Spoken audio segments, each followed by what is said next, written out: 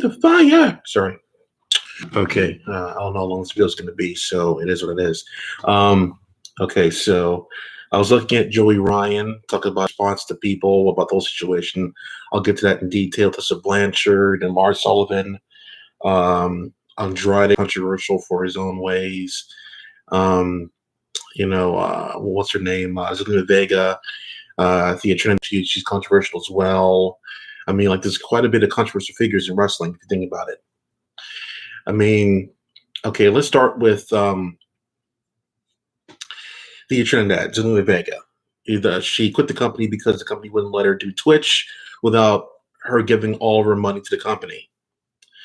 Now, currently, I believe that she's free to work in any company that she wants to. Now, she is not really a problem backstage. She just wants to keep doing her side things in the company to let her do so. So AEW is an obvious choice to let her do that. Impact would be well to have her as well. Impact and AEW are coexisting per se right now. So she can go to either company, and I don't think it would hurt any company to have someone who looks like her and talks like the Trinidad on her roster. Should she change her name? I don't think she needs to change her name. You call her just Thea. Thea sounds nice. Or Trinidad, like whatever. I think she'll be a good asset, especially to AEW. Let's talk next about, let's go with Lars Sullivan. Lars Sullivan was a problem in WWE since he got to the main roster. And should he be allowed back in any other company?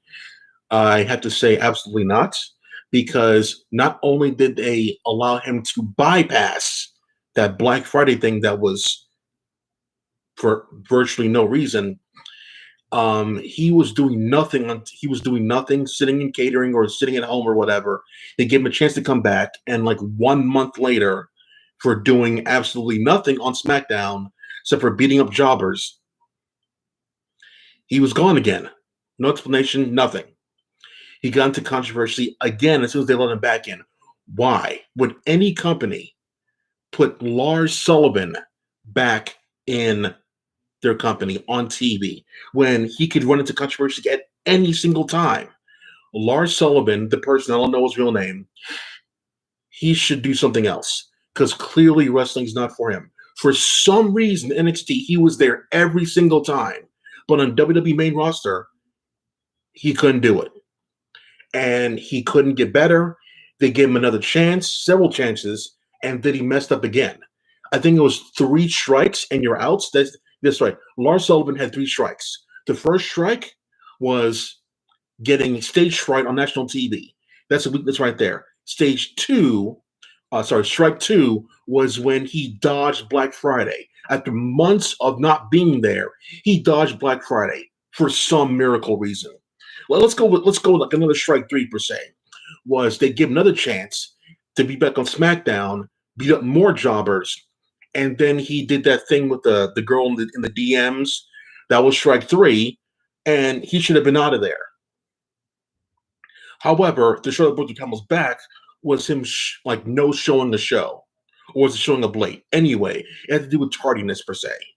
And then they let him go for that one. So forget the fact that you're being a creep to a female. Forget the crap that you are offensive to every single popular stereotype nowadays, gender, thing, class, whatever. Forget that part. Forget that you're offending LGBTQs. Forget that you're offending women. You should have blinked to my company. You're fired. This is the kind of company that we're supporting right here. By the way, there was a guy, Brad Maddox, years ago. He got fired immediately for calling the crowd a bunch of pricks on a dark match off TV. And then Paul Heyman gets what he was saying Sami Zayn is a prick.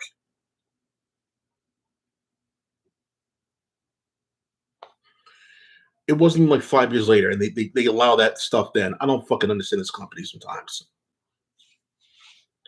Andrade has been a model employee in WWE for a very long time, and they did nothing with him. He didn't do anything wrong. He just wanted a chance to shine. He's wasting his years doing nothing in the back.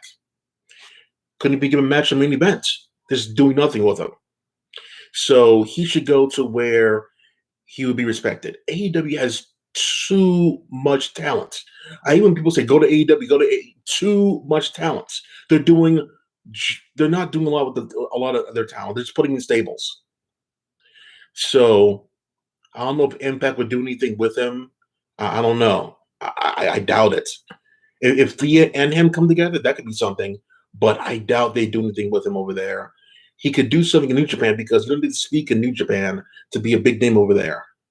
I don't think even Jeff Cobb even speaks much over there.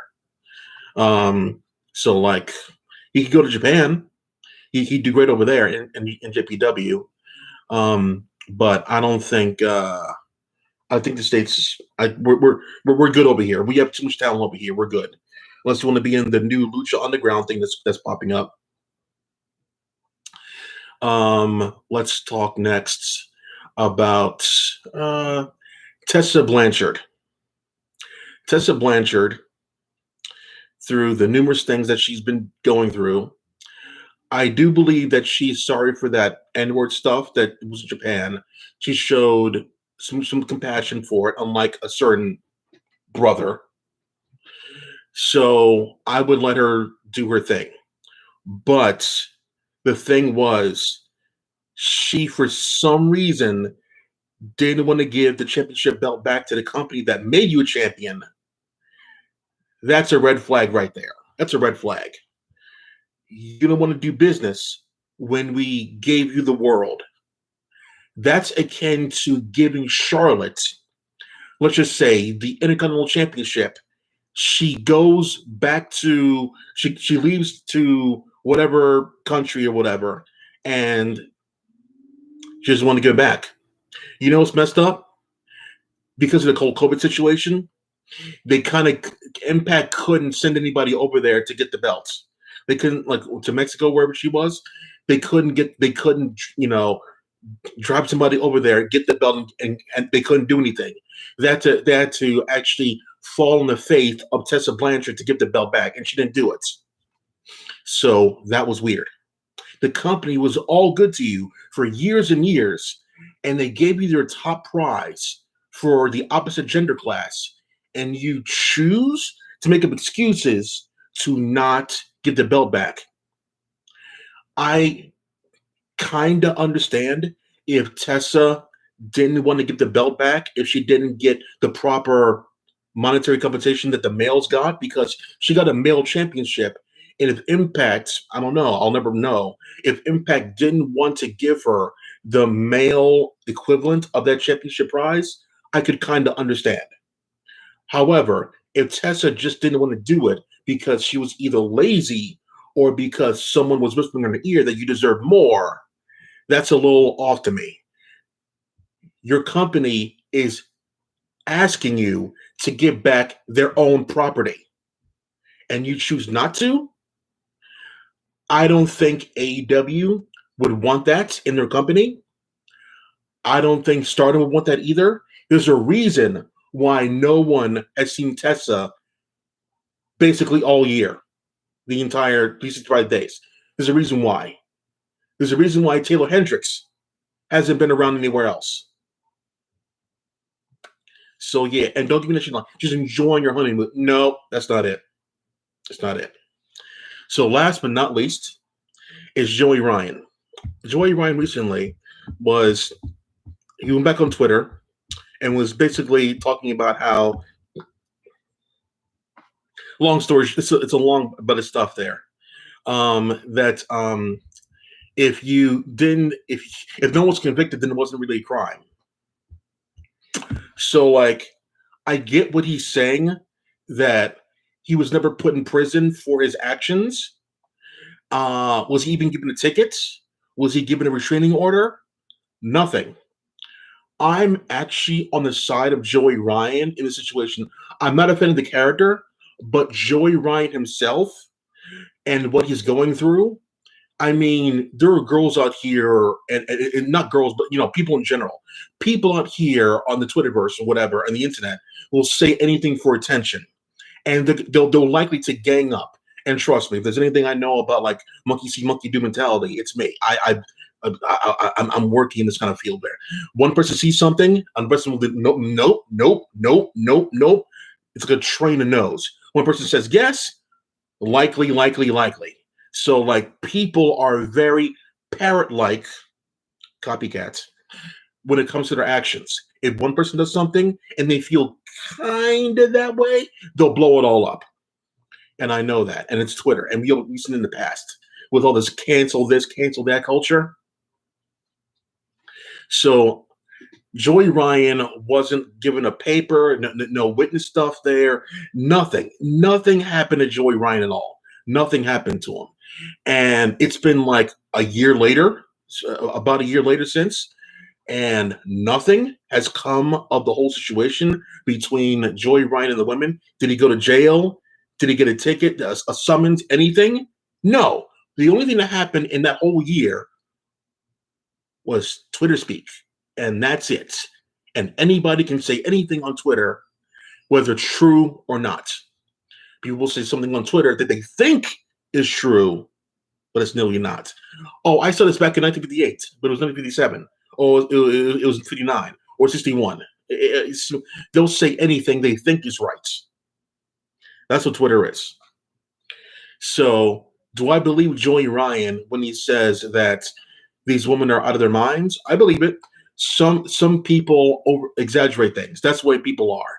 And over time, people like to add things or sometimes subtract things in the mind. That's the way your memory works. In case you don't know, your memory works in multiple ways. Unless it's directly, I mean like less than a minute after it happened, your memory starts going all kind of different ways. So you could add more stuff to make yourself or the situation worse than it is, or you don't remember stuff there that are critical information. That's why when courts have witnesses on the stand months later, I'm like, you can't trust that person because stuff happens in between that could affect their actual judgment. So, yeah, some troll said people get away with like all kind of things that don't get convicted. That is true. However, your statement is also infallible, which means full of holes. You can be convicted of a crime and also be innocent at the same time. So yeah, you know,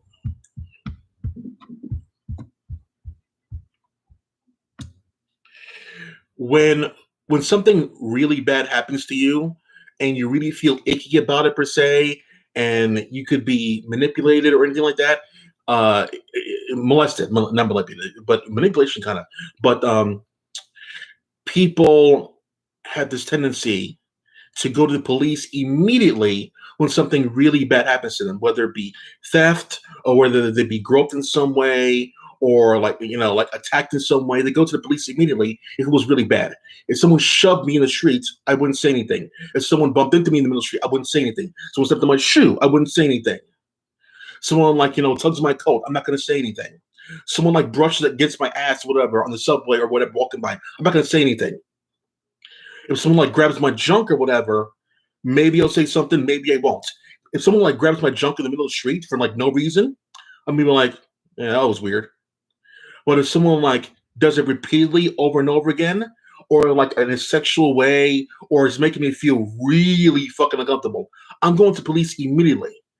But unfortunately, I need information for this guy or person. I need information on this person.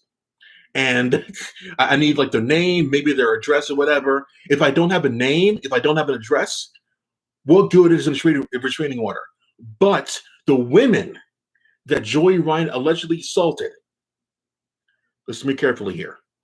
The women that Joey Ryan allegedly assaulted all worked with him, right? They all had access to his real name and likely his address if the company gave it to them. So they had all the information, but yet no restraining order was put toward Joey Ryan. And all you had was just tweets about girls that are maybe sad that they didn't get a push in the company and they're using this as an excuse. You never know with people sometimes.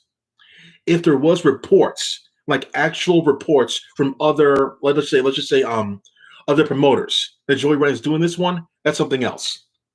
If it's just like his coworkers, eh, eh.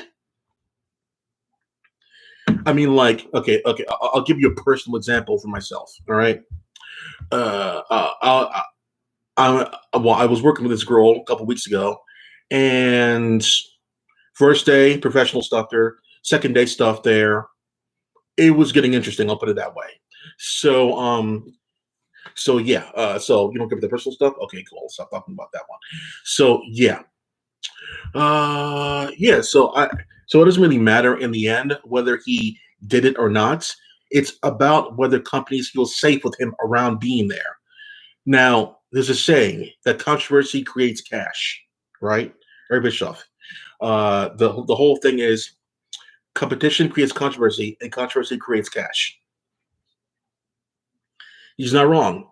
If any company were to advertise Joey Ryan in there, it would create a lot of controversy. And would it create cash? I'm not sure. If would you risk losing your sponsors by putting Joey Ryan on your television screen just for more eyeballs? You definitely get more eyeballs for sure. And you probably start some cancel culture stuff. But do you want to go through all that stuff to get some controversy and eyeballs in your product? Who knows? That's for now. Clack off. See ya.